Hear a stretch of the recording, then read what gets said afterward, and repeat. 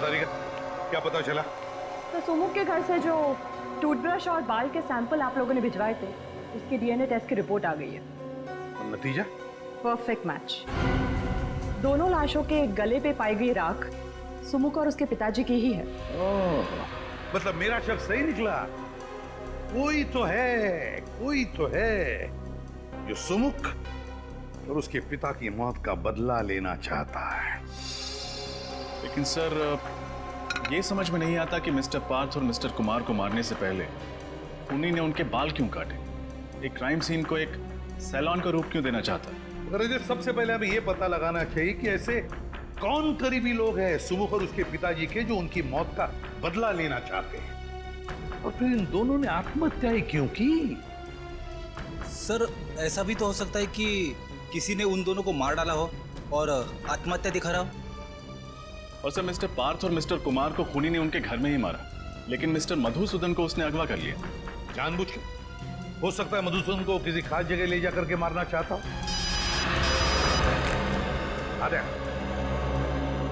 अच्छा, golden Finance company के, ठीक है। सुमुख ने मरने से पहले गोल्डन फाइनेंस कंपनी से लोन लेना चाहा था। Golden Finance company.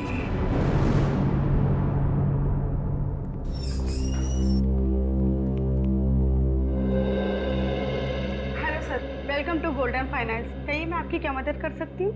देखिए, हम लोग सीआईडी से हैं और आपकी कंपनी के मालिक रघुवीर से मिलना चाहते हैं। सर, सीआईडी से? क्या बात है सर? हमें उनसे कुछ पूछताछ करनी। कहाँ है वो? सर, रघुवीर सर तो नहीं है और आज वो ऑफिस में भी नहीं आने वाले। क्यों नहीं आने वाले? सर, उनके पार्टनर मिस्टर पार्थ की हत्या हुई थी, तो आज उनकी शोक सभा है, तो सर वहीं पे गए हैं। पार्थ? कहीं ये वही पार्थ तो नहीं जिनका बांद्रा में खून हो गया? जी सर, वही। अच्छा, क्या पार्थ और रघुवीर कंपनी में पार्टनर्स थे?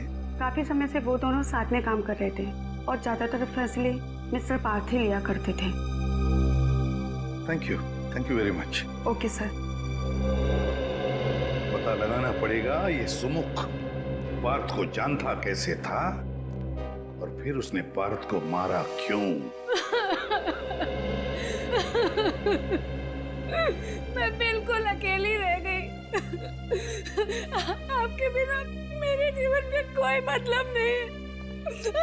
अब मैं कैसे रहूंगी? एक्सक्यूज मी, रघुवीर। मिस्टर रघुवीर, प्लीज। ठीक है, नहीं रघुवीर, माफ करना, इस समय आपको डिस्टर्ब कर रहे हैं। हम लोग सीआईडी से हैं। प्लीज। मिस्टर पार्थ आपके बिजनेस पार्टनर थे? जी हाँ सर, 20 साल पहले मैंने एक कंपनी शुरू की थी जो पिछले 10 साल से घाटे में जा रही थी। पार्थ अगर उसे ज्वाइन नहीं करता तो कंपनी डूब जाती सर। मैं रोड पे आ जाता। बहुत अच्छा आदमी था सर। अच्छा, आपने कभी किसी मिस्टर कुमार या मधुसूदन का नाम सुना? नहीं सर, मैं इन दोनों लोगों से नहीं मिला और ना ही कभी पार्थ के मुंह से इनका नाम सुना है। लेकिन क्या हुआ सर? मिस्टर कुमार का भी खून ठीक उसी तरह से हुआ है जैसे मिस्टर पार्थ का हुआ है, और हमें शक है कि मधुसूदन को भी उसी खूनी ने अगवा किया है। खैर, अब ये बताइए कि आपको किसी पे शक है? नहीं सर, मुझे किसी पे शक नहीं है। पार्थ बहुत ज्यादा प्रोफेशनल था, वो अपने घर और काम से मतलब रखता था। ना तो उसकी कोई बुरी सोबत थी और न ही उसे कोई बुरी आदत थी। मिस्टर पार्थ ने कभी सुमुख नाम के किसी आदमी के बारे में कुछ बताया आपको? सुमुख? हाँ, सुमुख नाम के एक आदमी ने हमारी कंपनी में एक लोन के लिए अर्जी दी थी, 25 लाख रुपए की। लेकिन पार्थ ने उसे रिजेक्ट कर दिया था। ओह, और उन्होंने ऐसा क्यों किया था, कुछ पता है? नहीं सर, लेकिन एक बात जरूर है, पार्थ को अगर लगता था कि कोई आदमी हमारा पैसा नहीं लौटा पाएगा तो वो उसकी अर्जी नामंजूर कर देता था, और उसका ये फैसला हमेशा ठीक होता था सर। इसीलिए हमारी कंपनी फायदे में चल रही थी। थैंक यू रघुवीर, थैंक यू। अब तो शायद सुमुख ने मिस्टर कुमार और मधुसूदन इन दोनों से भी कर्जा मांगा होगा। वैसे उनकी तो कोई भी फाइनेंस कंपनी नहीं थी। लेकिन कभी कभी बिजनेसमैन ऊंचे ब्याज पर कर्जा दे दिया करते हैं। एक काम करो, मिस्टर कुमार और मधुसूदन इन दोनों के परिवार वालों को और उनके ऑफिस में जितने लोग काम करते हैं उन सबको ब्यूरो बुलाओ। सर, ये कुमार जी की पत्नी है और ये मधुसूदन जी की पत्नी है। और सर ये दोनों मधुसूदन जी के कंपनी में काम करते हैं। सर, मेरे पति का कुछ पता चला? वो सही सलामत तो है ना? देखिए, आप बिल्कुल चिंता मत कीजिए, आपके पति को हम सही सलामत वापस ले आएंगे। हम पूरी कोशिश कर रहे हैं। वैसे मिस्टर कुमार छोटे छोटे बिजनेस में इन्वेस्ट करते थे, है ना? और मिस्टर पार्थ की कंपनी लोगों को बिजनेस के लिए पैसे उधार देती थी। तो क्या वैसे ही मधुसूदन जी भी व्यापारियों को पैसे उधार देते थे, लोन देते थे? जी हाँ सर, वैसे तो हमारा टेक्सटाइल का बिजनेस है, लेकिन मेरे पति लोगों को बिजनेस के लिए प्राइवेट लोन भी दिया करते थे। आप लोग मधुसूदन जी के ऑफिस में काम करते हैं। जरा याद करके बताइए, कोई सुमुख नाम का आदमी आया था क्या उनसे लोन मांगने के लिए? हाँ सर, 3 महीने पहले मिस्टर सुमुख की लोन एप्लीकेशन आई थी। लेकिन सर ने उसे लोन देने के लिए मना कर दिया था। ये सुमुख तो मर चुका है और यहाँ तक कि उसके पिता की भी मौत हो चुकी। तो फिर कौन है जो ये सब कर रहा है? कोई ऐसा आदमी जो सुमुख और उसके पिता की मौत का बदला लेना चाहता है, करीबी रिश्तेदार या दोस्त? हाँ अभिजीत, पता लगाना ही पड़ेगा इनके रिश्तेदार और दोस्तों के बारे में, पता लगाना ही पड़ेगा। शोभा जी, बाप मालकिन इस चौल की। होई साहिब, गरीब और मुसीबत के मारे लोगों की मदद करती हूँ, उनको खोली भाड़े पे देती हूँ। वो साहिब सोशल सर्विस करते करते यहाँ पे रहने वाले लोगों की पहचान पत्र की कॉपी नहीं लेती आप? राशन कार्ड वगैरह कुछ नहीं मिला हमें यहाँ से, जिससे सुमुख और उसके पिताजी के बारे में कोई जानकारी मिल सके। अरे साहिब, सब गरीब लोगों के पास किधर होता है पहचान पत्र? आपके पास उनका कोई फोटोग्राफ है? नहीं साहिब, सुमुख और उसके पिताजी 4 महीने पहले आए थे। साहिब, उसका लड़का विकलांग था, ठीक से चल भी नहीं पाता था। मैंने तो उसको खोली देके उसकी मदद की। साहिब, वो बाप बेटा दोनों जलकर मर गए। अरे उसके बाद पुलिस का कितना लफड़ा झेला मैंने। अच्छा, आप लोग यहीं पे रहते हैं? किसी को तो इस खोली में आते जाते देखा होगा? नहीं। और आपने? सर, मैं तो यहाँ 3 महीने पहले ही रहने आया हूँ। मुझे तो कुछ भी मालूम नहीं है। साहिब, ये सच बोलता है, ये तो अभी रहने को आया है। वो दोनों बाप बेटा ना किसी से बात नहीं करते थे, कोई रिश्तेदार दोस्त कोई उनको मिलने नहीं आता था। अच्छा, आप लोगों ने कभी उन्हें बात करते हुए सुना या फिर किसी का नाम का जिक्र करते हुए सुना? याद करिए। हाँ साहब, मरने से 3 दिन पहले रात को बाप बेटे में खूब झगड़ा हुआ और किसी बात को लेकर बहस भी हो रही थी। कैसी बहस? वो सुमुख अपने पिताजी को किसी कागज पे साइन करने के लिए कह रहा था और उसके पिताजी चिल्ला चिल्ला कर कह रहे थे कि मैं कोई साइन नहीं करूंगा। सर, शायद सुमुख अपने पिताजी से किसी लोन के कागजात पे साइन करने के लिए कह रहा हूँ, गारंटर के तौर पर, या किसी चीज को गिरवी रखे और उसके पिताजी मना करें इस बात के लिए। हो सकता नहीं, पर अब भी सवाल वही है कि आखिर वो कौन है जो सुमुख और उसके पिताजी की दर्दनाक मौत का बदला लेना चाहता है? ये सलून किलर आखिर है कौन? ये कैसे हो सकता है अभिजीत? 4 महीने से सुमुख अपने पिताजी के साथ उस चाल में रह रहा है और फिर भी किसी भी पड़ोसियों को उनके बारे में कुछ पता तक नहीं। सर, पड़ोसी बता रहे थे दोनों बाप बेटे में बनती नहीं है, बहस होती रहती है, इसलिए सुमुख के पिताजी ज्यादातर घर के बाहर रहते हैं और ये सुमुख अपाहिज होने के कारण घर के अंदर। बाप बेटे किसी से बातचीत भी नहीं करते। सर, बाप बेटे के आपसी झगड़े से किसी का क्या लेना था? और कोई इन्हें जला के क्यों मारेगा? और फिर खूनी ने मधुसूदन को क्यों किडनैप किया? और अगर किडनैप किया भी है तो छुपा के कहां रखा होगा? हेलो जी हाँ, कहाँ पे? Okay, thank you very much sir. जिस कार में मधुसूदन को किडनैप किया गया था उसका पता चल गया है। अभी थोड़ी देर पहले उसे गोमती नगर चाल के पास पाया गया है। तो फिर अभिजीत, मधुसूदन को भी वहीं पे छुपा के रखा गया है, गोमती नगर। गोमती नगर।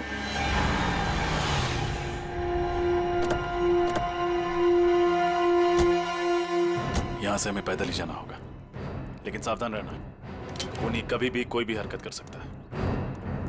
इस बार वो हमारे हाथों से बचना नहीं चाहिए।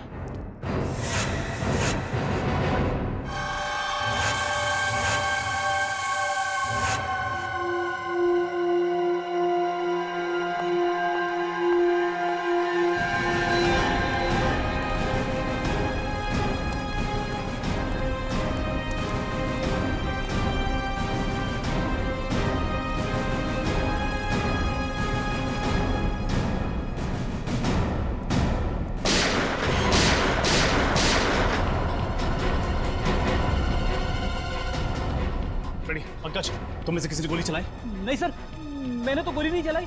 नहीं सर, मैंने नहीं चलाई। तब तो ये जरूर उसे खूनी का काम होगा। जिस दिशा से गोली की आवाज आई है उधर आ जाओ।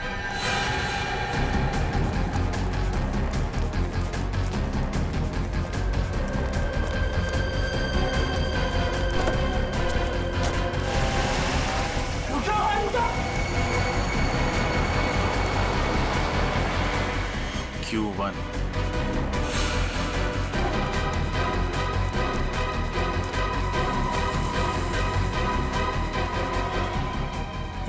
जिंदा है, इसे संभालो। आओ पंकज।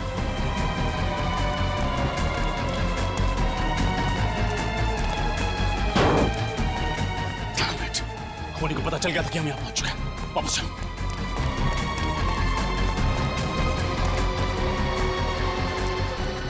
सुनो, अपनी आंखें खुली रखने की कोशिश कर। तो मेरी आवाज सुनाई दे रही है? वो कौन था जिसने गोली चलाई? और वो तुम सबको मारना क्यों चाहता था? वो हमारे बॉस को ले गया। बॉस? क्या नाम है तुम्हारे बॉस का? लकी, लकी नाम है वो। लकी? और ये सब कौन है? ये सब बाकी सारे हमारे साथी। एक खूनी एक गुंडे को क्यों अगवा करेगा? सुन, इसने मुजरिम को देखा है। हर हाल में इसका बचना जरूरी है। हॉस्पिटल ले जाओ इसे। चलो आओ। जल्दी जल्दी।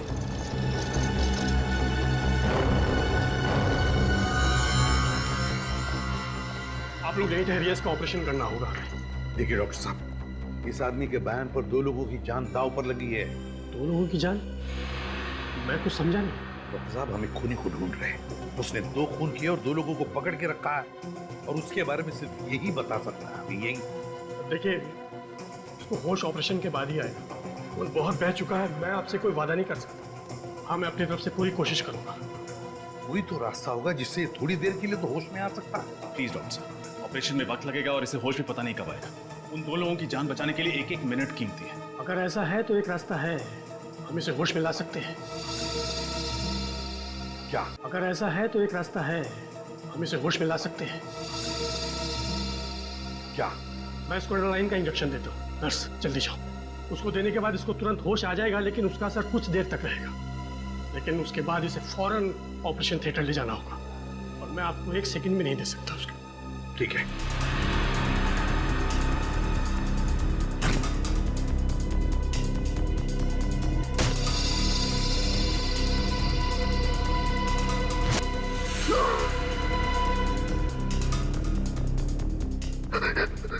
क्या हुआ? मैं कहाँ हूँ? चौल में किसी ने तुम पर गोली चलाई थी। कौन था वो आदमी? सुमुख का भूत लकी भाई को उठा ले गया। सुमुख का भूत? हाँ, लकी भाई ने उसे मार दिया था। अब वापस आ गया। ये बेहोश हो गया है, इसको ऑपरेशन के लिए ले जाना होगा। चलो।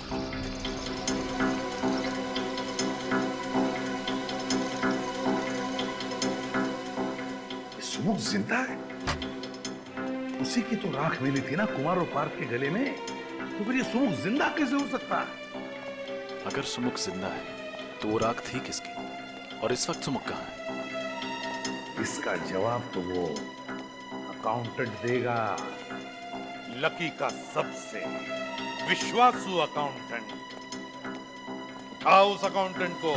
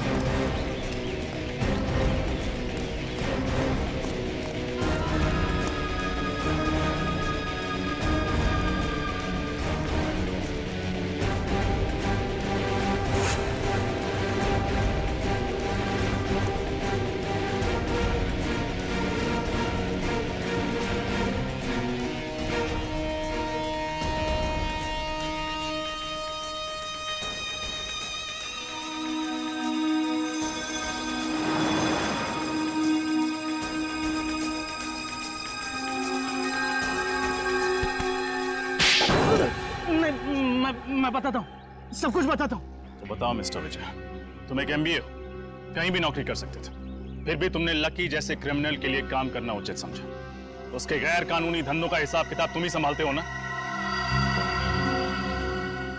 हाँ, मैं ही संभालता था। इस सुमुख के बारे में क्या जानते हो? सुमुख? उसने तो लकी भाई से 25 लाख रुपए उधार लिए थे, लेकिन समय पर रकम लौटा नहीं सका। और उस वक्त लकी भाई को शहर में अपने नाम की धाक जमानी थी, इसलिए उन्होंने सुमुख और उसके पिताजी को मरवा दिया। लेकिन आप सुमुख के बारे में क्यों पूछ रहे? वो तो एक छोटी सी मक्खी। जिसे तुम एक छोटी सी मक्खी कह रहे हो, उसने लकी को अगवा किया, उसके सारे आदमियों को मरवा दिया। एक अपाहिज ने तुम्हारे लकी भाई को खत्म कर दिया, समझे तुम? अपाहिज? कौन है अपाहिज? सुमुख तो अपाहिज नहीं था। क्या? सुमुख अपाहिज नहीं था? नहीं, लेकिन चौल में सबने बताया था कि वो अपाहिज था। नामुमकिन है। जब वो लकी भाई से उधार मांगने के लिए आया था तब मैं वहां पर मौजूद था। किस लिए मांगने आया था वो पैसे? वो नई दुकान खोलना चाहता था और अपने पिताजी के लिए नया घर लेना चाहता था, लेकिन वो अपने पैरों पे चलकर वहां पर आया था और अपने पैरों पर ही वहां से गया। सरफिरी है कौन जो नकली सुमुख बन के घूम रहा है, जबकि असली सुमुख अपाहिज था और अपने पिताजी के साथ जल के मर चुका है कौन ये बहरूपिया? अच्छा, तुम्हारे पास उस आदमी का पता है जो लकी से पैसे मांगने आया था? हाँ है।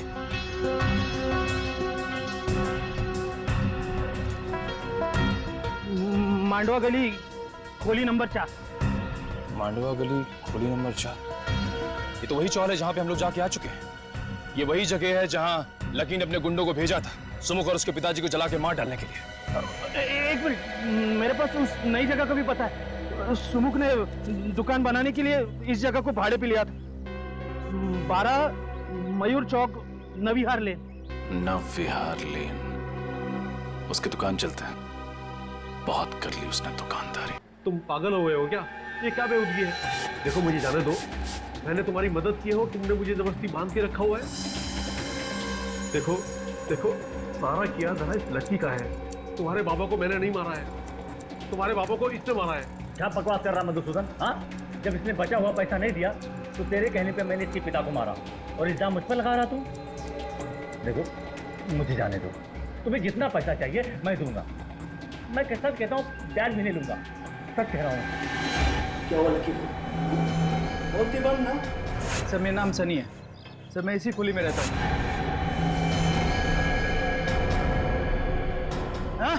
आप?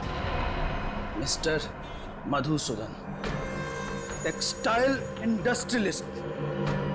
कितनी उम्मीद लेकर आया था ना मैं तुम्हारे पास।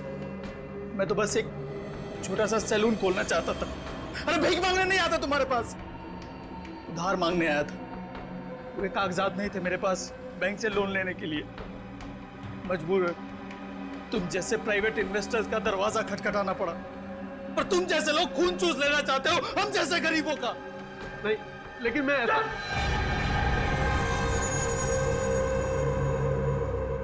लकी भाई, एक किस्त देने में देर कर देने पर कोई किसी के बाबा और उसके निर्दोष बेटे को चलाकर मार सकता है क्या? हाँ?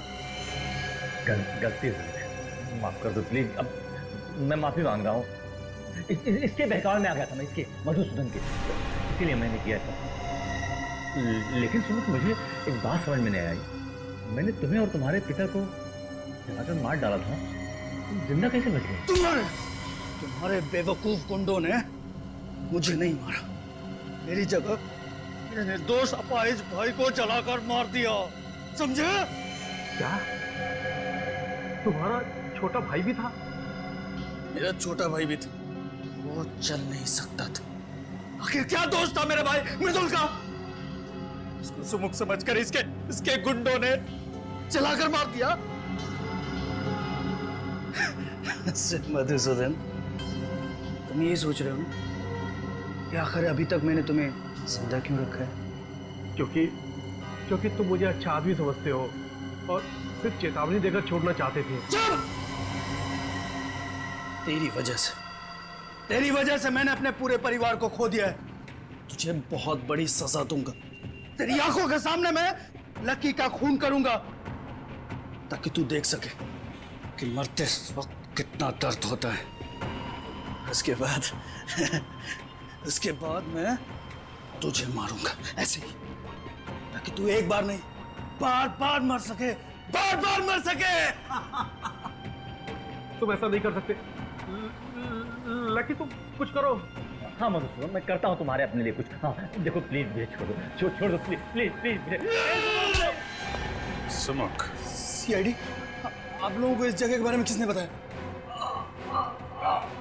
लकी के अकाउंटेंट। और तुम्हारा खेल खत्म। माफ कर दीजिए सब, ऐसा नहीं था सर। बदले की आग में मैं अंधा हो गया था। मैं तो एक सीधी सादी जिंदगी जीना चाहता था। मैं एक हेयर स्टाइलिस्ट बनना चाहता था, लेकिन मेरे बाबा स्कूल टीचर थे। उन्हें मेरा ये बाल काटने का काम पसंद नहीं था, लेकिन मैंने भी ठान ली थी कि मैं हेयर स्टाइलिस्ट बनूंगा। जब मैंने एक सैलून में नौकरी करना शुरू की, मेरे बाबा ने मुझसे रिश्ता ही तोड़ लिया था। और तुम्हारे पिताजी शोभा जी की चौल में चले गए रहने के, और तुम भी उनके पीछे पीछे वहां चले गए और उसी चौल में रहने लगे। हाँ सर, जैसे ही मुझे पता चला कि बाबा और मृदुल वहां रहने लगे तो मैं भी वहां शिफ्ट हो गया। लेकिन मेरे बाबा तो मुझसे गुस्सा थे। उन्होंने चौल में किसी को नहीं बताया कि मैं उनका बेटा हूं, पर मैंने भी ठान ली थी कि अपना खुद का एक सैलून खोलूंगा और बाबा को साबित कर दूंगा कि एक हेयर स्टाइलिस्ट बन के भी एक इंसान कामयाब हो सकता है, उसे इज्जत मिल सकती है। और इसीलिए तुमने लोन लेने के बारे में सोचा? हाँ हाँ सर, पर फिर भी मुझे बैंक से लोन नहीं मिल पाया। एक बार मैंने कोशिश भी की, बाबा को गारंटर के तौर पर लोन के कागजात पर साइन कराने के लिए कहा, लेकिन मेरी उनसे बहस हो गई। ये बात कांता ताई ने भी सुनी थी। पार्थ और कुमार, उन लोगों ने भी मुझे कर्जा देने से मना कर दिया था सर। और आखिर में सलून खोलने के लिए तुमने लकी से पैसे उधार लिए, क्यों? हाँ सर, और मेरा सैलून ठीक ठाक चलने भी लगा था। बस एक किस्त देने में देर कर दी थी। लकी ने अपने गुंडे बेचकर मेरे बाबा और मेरे छोटे अपाहिज भाई को जलाकर मार दिया था।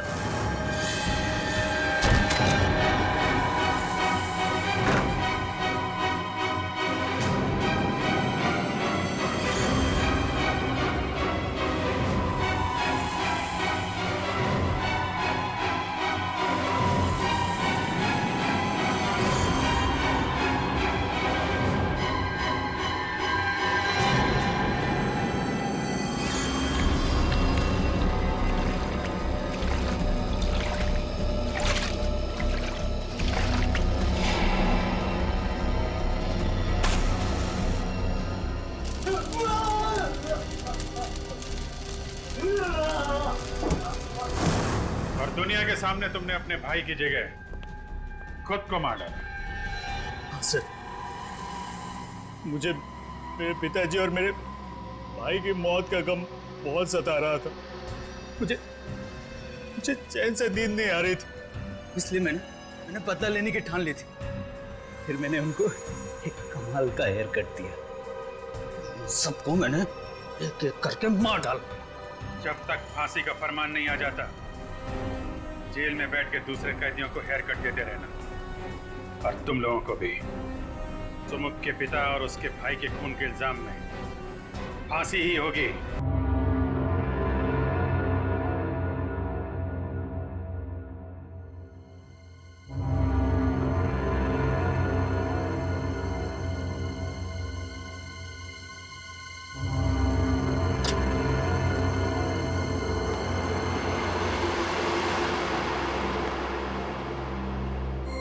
मेम साहब जब मैके चली जाती है तो कुमार साहब बिल्कुल आलसी हो जाते हैं। ना तो अखबार उठाया, ना दूध उठाया।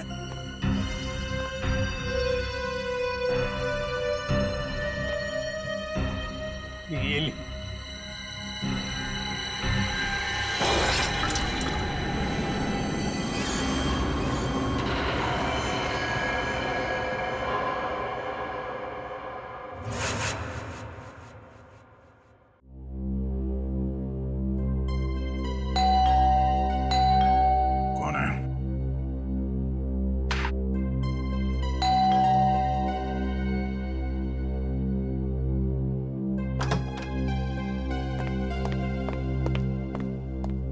फ्रेडी, सुबह सुबह यहाँ पे क्या बात?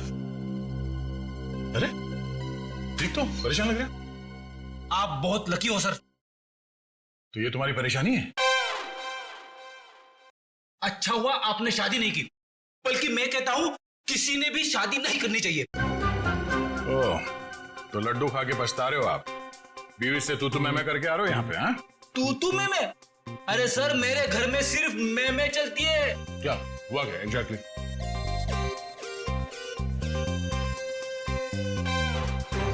कैसी दिखती है मेरी बॉडी? एकदम फिट लगता हूं कि नहीं? हाँ बिल्कुल फिट है। मगर मेरी पत्नी मुझे फैट कहती है। ओह। अब फिट और फैट के बीच में अंतर है कि नहीं? बिल्कुल। मगर उसे कौन समझाएगा? कल रात को मैं खटिया पे सोने गया तो खटिया टूट गई। टूट गई? हाँ, इसमें मैं क्या करूं? खटिया पुरानी थी। कहने लगी तुम्हारा वेट बढ़ गया है। तुम एक्सरसाइज नहीं करते? तुमने एक्सरसाइज करना छोड़ दिया? टाइम कहां से निकालूं सर?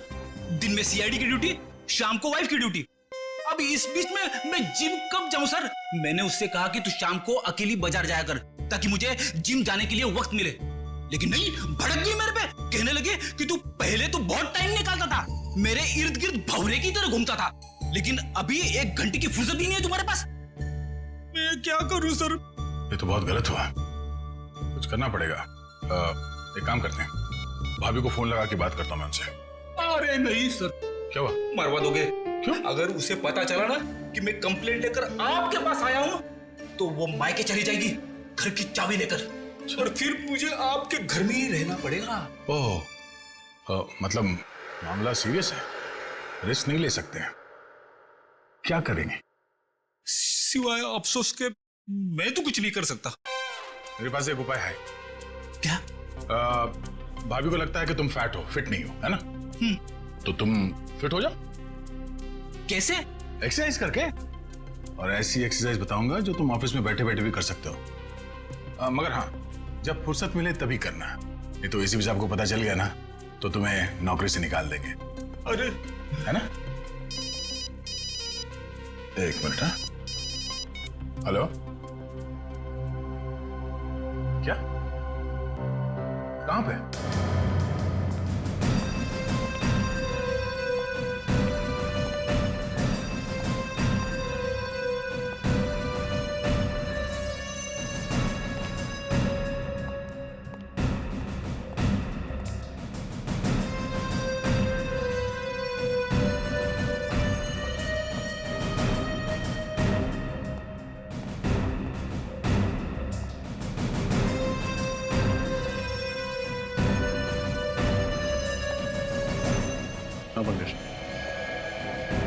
इस बेचारे के बारे में सोच रहा हूँ सर। जिस कैंची से इसने अपने बाल कटाए, उसी से अपने प्राण गंवाए।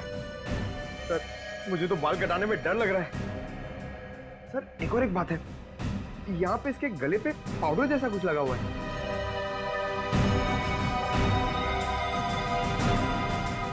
हाँ शंभू जी, बताइए क्या हुआ यहाँ पर? क्या देखा आपने?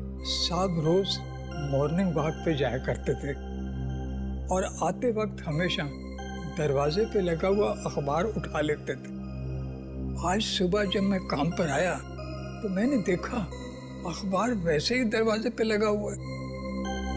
तो मैंने सोचा कि साहब सो रहे होंगे, तो मैं फिर उनके लिए चाय बनाकर जब उनके रूम में जाने लगा तो मैंने देखा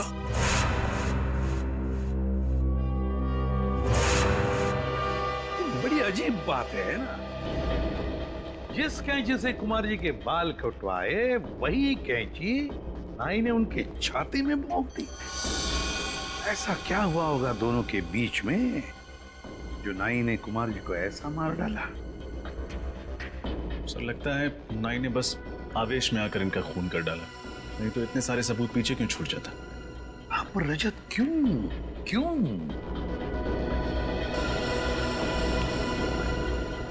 मुझे एक बात बताओ, आपके कुमार साहब करते क्या थे?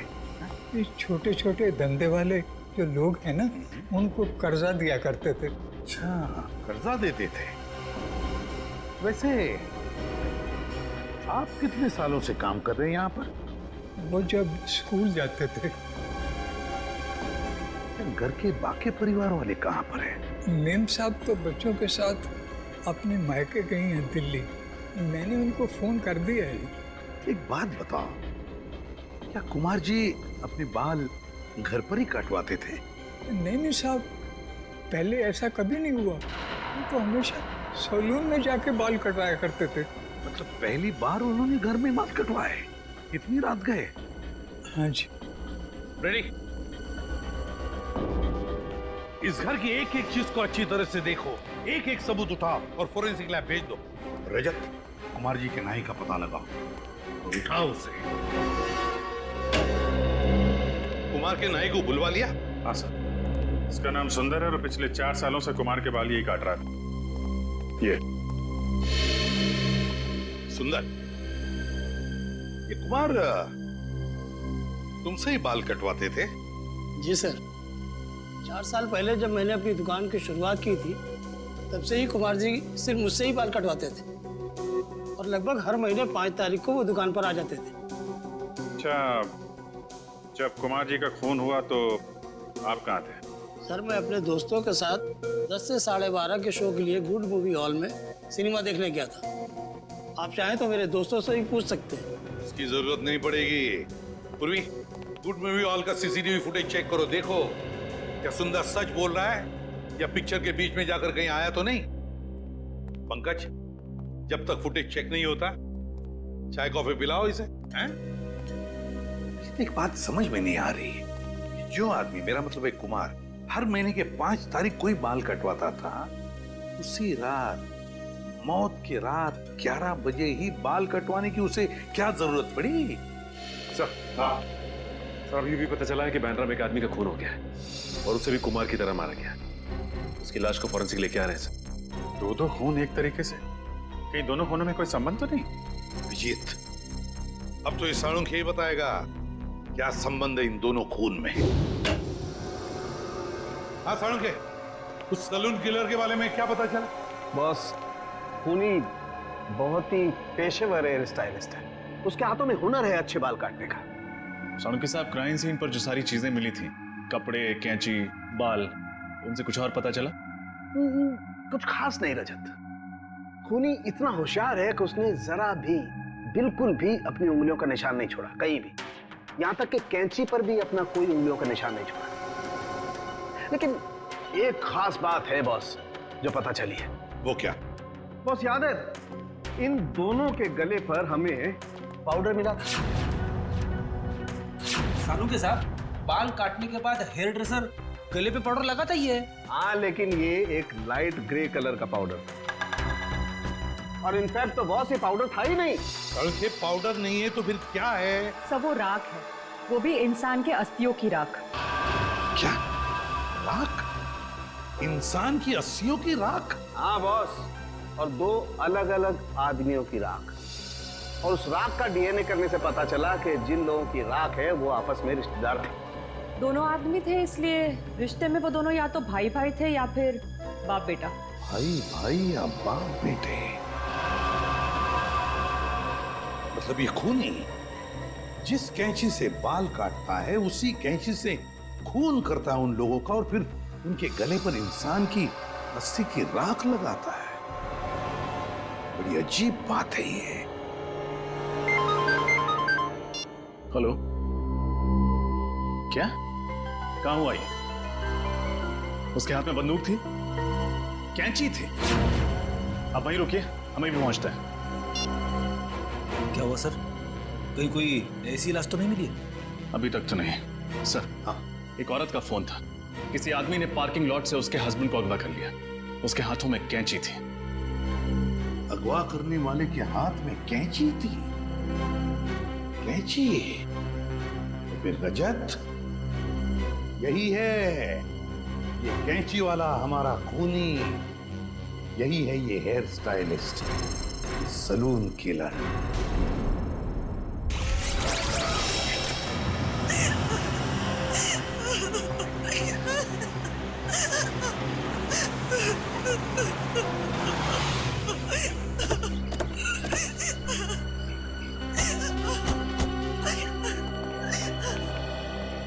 आपने सीआईडी ब्यूरो में फोन किया था मैडम? हाँ सर, मैंने ही फोन किया था सर। वो लोग मेरे पति को ले गए सर। मेरे पति को बचा लीजिए सर, बचा लीजिए मेरे पति को। एक मिनट मैडम, शांत हो जाइए। आप ठीक से बताइए हुआ क्या, कौन ले गया आपके पति को? मुझे नहीं पता सर, मैंने उसे पहली बार देखा था। उसने अपने मुंह पर रुमाल बांध रखा था। मेरे पति जैसे ही गाड़ी से निकले, पता नहीं कहां से वो सामने आ गया और मेरे पति के मुंह पर रुमाल रखकर उन्हें बेहोश कर दिया। मैंने उन्हें बचाने की कोशिश भी की सर, लेकिन उस आदमी के हाथ में कैंची थी। ये देखिए सर, उसने मुझ पर भी वार किया। सो मैं डर गई और उसने मेरे बेहोश पति को गाड़ी में बिठाकर पता नहीं कहां ले गया। सर, मेरे पति को बचा लीजिए सर, बचा लीजिए सर मेरे पति को। एक मिनट।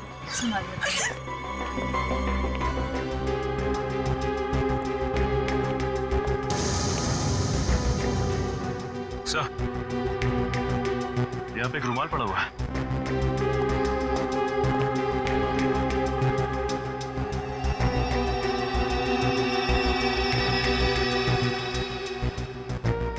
मैम, क्या ये कपड़ा इस्तेमाल किया गया था आपको पति को बेहोश करने के लिए?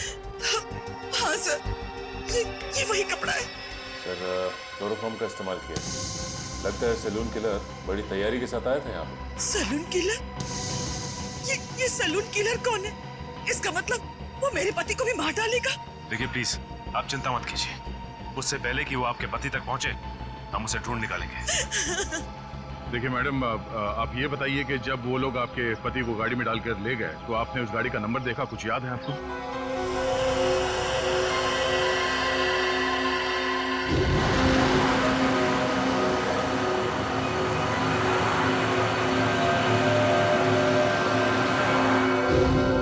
नहीं सर, नंबर प्लेट पे तो काला रंग लगा हुआ था, लेकिन गाड़ी के पीछे साइड पे कांच पे एक स्टिकर चिपका था जिसमें Q1 लिखा था। Q1? क्या उस स्टिकर पे कोई म्यूजिकल साइन भी बना हुआ था? हाँ। श्रेया, तुम इस Q1 के बारे में कुछ जानती हो? हाँ सर, Q1 एक दुकान है जहाँ गाड़ियों के म्यूजिक सिस्टम्स बेचे जाते हैं। ओह, गाड़ी के नंबर प्लेट को काली करने से उसने सोचा कि वो बच जाएगा। बेवकूफ आदमी। Q1 music.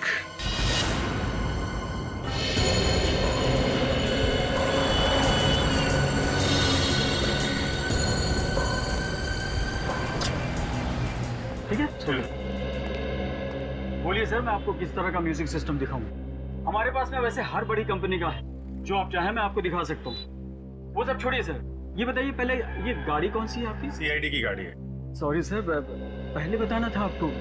अरे यार, तो फिर फटाफट देख के बताओ अपने रिकॉर्ड में कि लेस्कॉट गाड़ी में आपने कुछ लगाया म्यूजिक सिस्टम वगैरह? जी सर। जी हाँ सर, इस तरह की 4 गाड़ियों में मैंने ऑडियो सिस्टम फिट किया है। सिस्टम का जवाब नहीं सर, मार्वलस।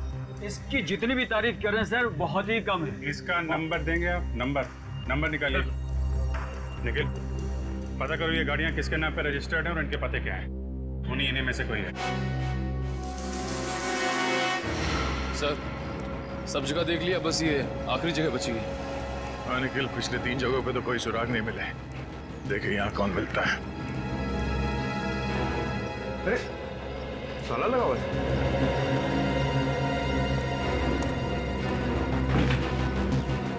क्या बात है सर?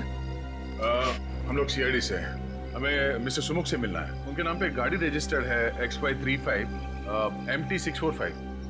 घर पे नहीं है क्या वो? साहब, मैंने सुना था कि वो 2 महीने पहले ही मर गया था। क्या?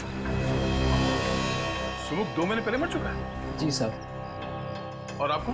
सर, मेरा नाम सनी है सर, मैं इसी खुली में रहता हूँ सर। मैंने सुना था कि दोनों बाप बेटे ने आत्महत्या कर ली थी। बेचारे दोनों इसी खोली में जल के मर गए थे। ये सब कैसे हुआ? आप लोगों ने बचाने की कोशिश नहीं की? वो साहब, सब कुछ आधी रात को हुआ ना, तो किसी को पता ही नहीं चला। मैंने भी कोई आवाज नहीं सुनी। आप साहब, मेरा नाम कांता है, मैं बाजू वाली खोली में रहती हूँ। अच्छा, ये सुमुख की जो गाड़ी है वो कहाँ है? गाड़ी? क्या सुमुख के पास गाड़ी थी? साहब, हमने तो कभी नहीं देखी। और सुमुख तो चल ही नहीं पाता था साहब, तो गाड़ी कैसे चलाता? सुमुख चल नहीं पाता था? जी नहीं। मधुसूदन को जिस गाड़ी में किडनैप किया गया वो गाड़ी सुमुख के नाम पर रजिस्टर्ड है और सुमुख चल नहीं सकता था। ये क्या राज है तो दरवाजा खोलने के बाद ही पता चलेगा।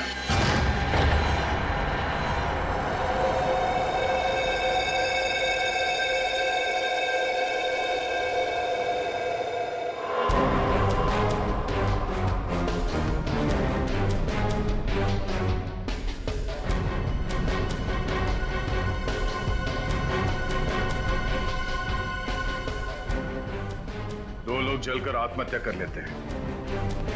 जब तक दोनों जलकर पूरी तरह से राख नहीं हो जाते हैं, यहाँ पड़ोसियों को कुछ पता तक नहीं चलता। बड़ी अजीब बात है। मतलब सर, आपको शक है कि सुमुख और उसके पिता ने आत्महत्या नहीं की, उन दोनों को किसी ने जला के मारा और अब कोई उनकी मौत का बदला ले रहा है? हाँ, और वो आदमी सुमुख का कोई करीबी दोस्त हो सकता है या फिर उसके पिता का कोई करीबी रिश्तेदार। लेकिन एक बात है। वो क्या सर? डॉक्टर सालुंके ने हमें बताया था कि मिस्टर कुमार के गले पे जो राख मिली थी वो दो अलग अलग लोगों के थे और दोनों रिश्तेदार थे। तो हो सकता है कि दोनों बाप बेटे हो। सर, इसका मतलब वो राख सुमुख और उसके पिता की है? हाँ, मुझे शक तो है पर कंफर्म करना बहुत जरूरी है। एक काम करो, डीएनए टेस्ट के लिए उनके बाल उठा लो यहाँ से और बाथरूम से टूथब्रश और घर की अच्छी तरह से तलाशी लो। देखो कुछ मिलता है।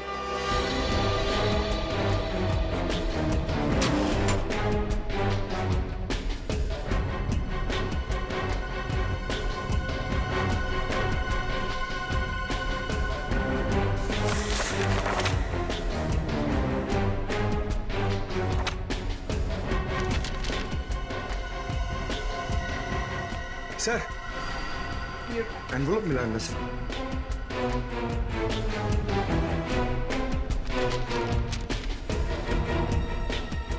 ये तो लोन एप्लीकेशन है। Golden finance loan application form. Golden finance और प्राइवेट फाइनेंस कंपनी है, कोई बैंक नहीं है। और ये फाइनेंस कंपनी का लोन एक्नॉलेजमेंट लेटर 2 महीने पहले का है। सुमुख के मरने से 2 महीने पहले का।